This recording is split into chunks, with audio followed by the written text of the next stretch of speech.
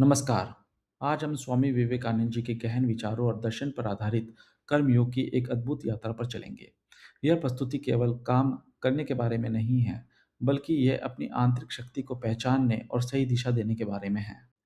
प्रस्तुति की शुरुआत स्वामी जी के इन शक्तिशाली शब्दों से करते हैं।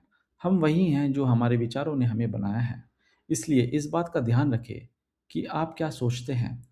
यह वाक्य हमें याद दिलाता है कि हम अपनी वर्तमान स्थिति के लिए स्वयं जिम्मेदार हैं और अपने भविष्य के निर्माता भी हम खुद ही हैं। तो आखिर कर्मयोग क्या है? सरल शब्दों में यह काम करने का रहस्य है। इसका मूल मंत्र है कर्म करो लेकिन फल की आसक्ति के बिना। जब हम परिणाम की चिंता या डर को छोड़ देते हैं, तभी हम अपनी पूरी ऊर्जा और एकाग्रता के साथ काम कर पाते हैं। क्या आपने कभी सोचा है हमारा चरित्र कैसे बनता है?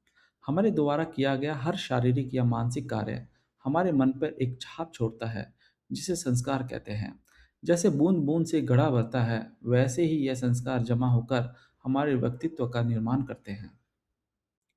किसी व्यक्ति की महानता केवल संकट के समय किए गए किसी बड़े काम से नहीं मापी जा सकती।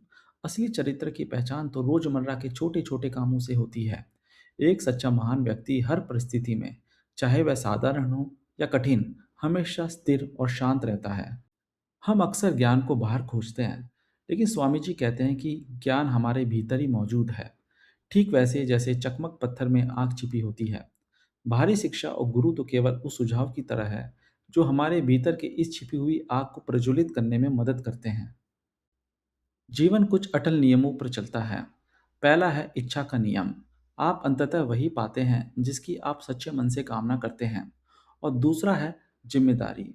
हम आज जो भी हैं अपने कल के कर्मों का परिणाम है, और आज हम जो करेंगे वही हमारा कल तय करेगा। भगवत गीता योग को दो मुख्य सिद्धांतों के माध्यम से समझाती है। पहला है समत्वम, यानी सफलता और असफलता दोनों में मन को समान रखना। और दूसरा है कौशलम, यानी कार्य को कुशलता से करना। जब मन शांत होता है, तभी काम में कुशलता आती है। काम का असली उद्देश्य केवल भौतिक लाभ नहीं है। कर्म तो मन की शुद्धिकरण का एक साधन है। निस्वार्थ कर्म एक साबुन की तरह है जो हमारे मन के मैल को धो देता है, जिससे हमारी आत्मा का असली ज्ञान और शक्ति बाहर आ सके। अंत में आज के तीन मुख्य सूत्रों को याद रखें।